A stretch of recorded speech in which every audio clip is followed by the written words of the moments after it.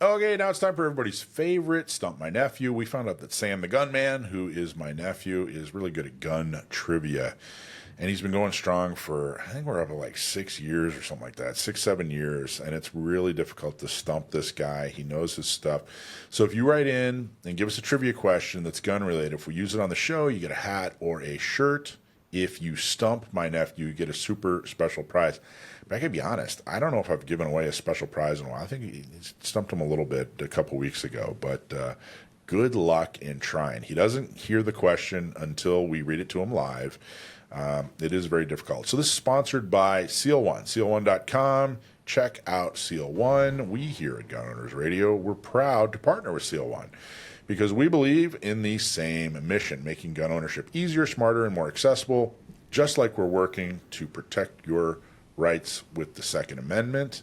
Seal One is out there making it easier to clean, protect, and maintain your firearms without the weird smell. So seriously, gun cleaning that actually works and smells good, sign me up. That's a win.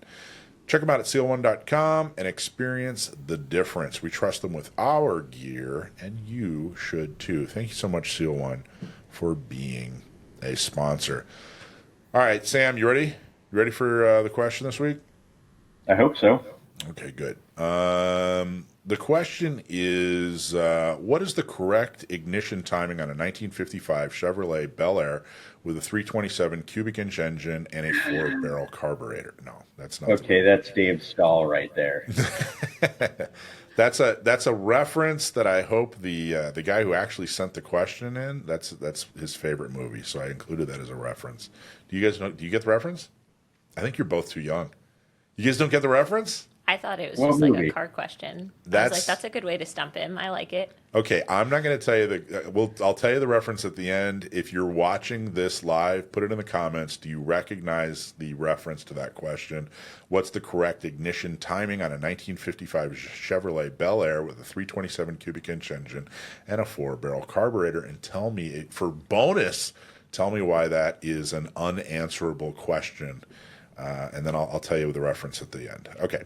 My only Oh, guess would be fresh. Did they not make a 327? Is that it? You got to get the reference first. The reference is the most important part, but it's not. It's not Fresh Prince No, of Bel it's Air. not Fresh Okay, Prince. I was like, Bel Air's in the question. Maybe that'll be my guess. Good guess somehow. All right, you have the question in front of you, Dakota. You want to read it? Yeah. Okay, who's it from? All right, this is from Hank from Hill Lake, and he asks, during World War II, German forces captured large numbers of PPSH-41 submachine guns. What specific modification did the Germans make to many of these captured weapons to adapt them for their own use, and what designation did they give to the modified version? Hank from Hill Lake, thanks for writing in. So that's a multi-part question, and I can't get all the parts, but I can get some of the parts. For a little bit of background, the Nazi Germany had a kind of a shortage of small arms, even going into World War II. It was a conflict for which they were very prepared. They knew what they were doing when they started it, or at least they thought they knew what they were doing when they started it. But you can see lots of photographs of rear line Wehrmacht troops in garrison duty using a variety of foreign arms captured from the countries they invaded and occupied. There's a somewhat well-known photo out there of a bunch of German soldiers in their uniforms and everything practicing with a Shosha automatic rifle somewhere in France. So they, of course, while they were fighting the Soviets on the Eastern Front, they captured a lot of Soviet weaponry, including PPSH-41s, and to adapt them to their own use, because they didn't have any 7.62 by 25 ammunition in their own supply system, they would have had to convert them to 9mm to use their own ammunition. The way you would do that is you would need a new barrel. You would be able to use the same bolt, actually, because they have the same case head dimensions. They're descended from the same parent cartridge. And you would need a new magazine. So because the 9mm round is a little bit shorter in overall length, you would need a shorter magazine just so that the rounds don't nose down and jam in the magazine. And you would really want to adapt the magazine well in some way, probably weld some kind of a block in the front of it with an extended feed ramp so that the magazine will be able to lock in and the rounds will be able to feed properly. So I'm going to say they most likely converted them to feed from MP40 magazines because that's what they had. But as for the designation that they used, I don't know. It would have been, they had this complicated designation system for renaming captured foreign weapons in their own service. And I don't know how it works. You just don't have that memorized. Well, there's a bonus question that's similar. Do you want to read them the bonus question? What was their onomatopoeia nickname? I don't know. This is the second question in not too long to have something to do with onomatopoeia nicknames for weapons. Yeah.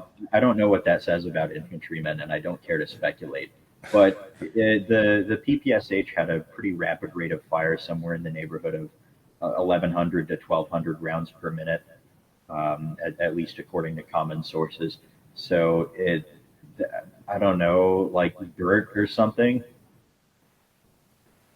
I mean, yeah. It's pretty, That's pretty much spot on. pretty much what it is. You got everything, essentially. I do have a funny thing about the word onomatopoeia. Go ahead. So when I was like 8 or 9, my dad used to download these like spelling bee lists, and when we'd be in the car, he'd just be like, okay, like spell this word or whatever. Yeah. Well, onomatopoeia was one of the words on one of the lists, and I was so proud that I knew how to spell it, and I learned how to spell it really fast. So I would just like ask kids my age, like, do you know onomatopoeia? onomatopoeia.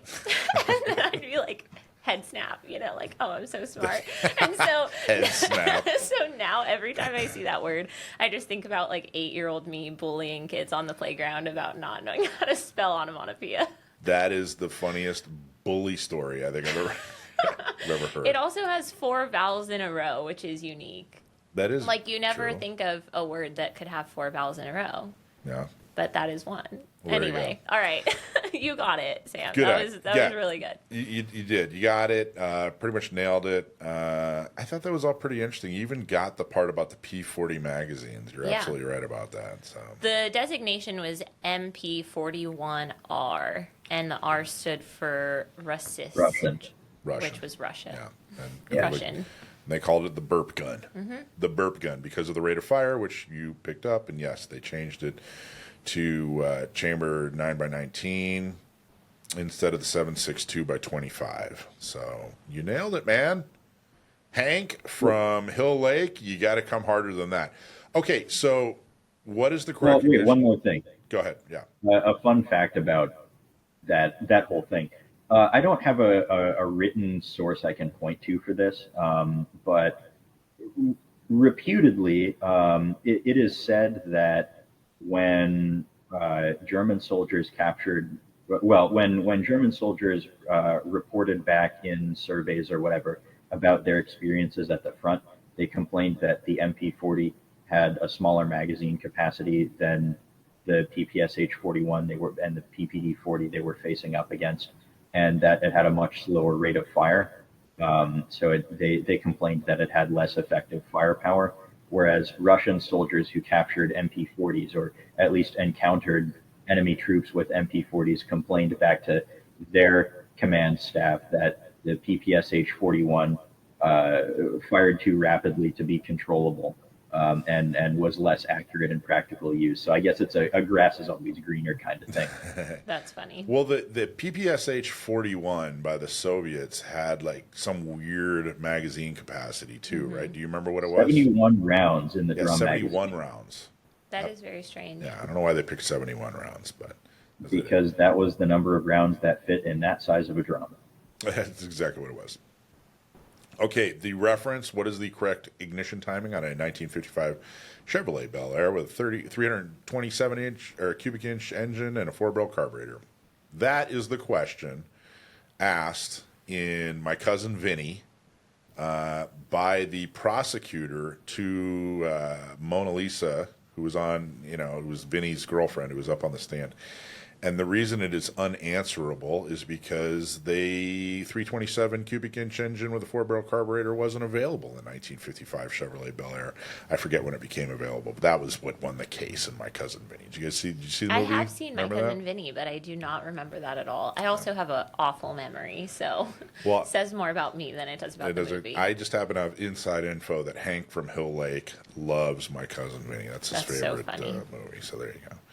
All right, Sam, thank you so much, my friend. Awesome job, as always.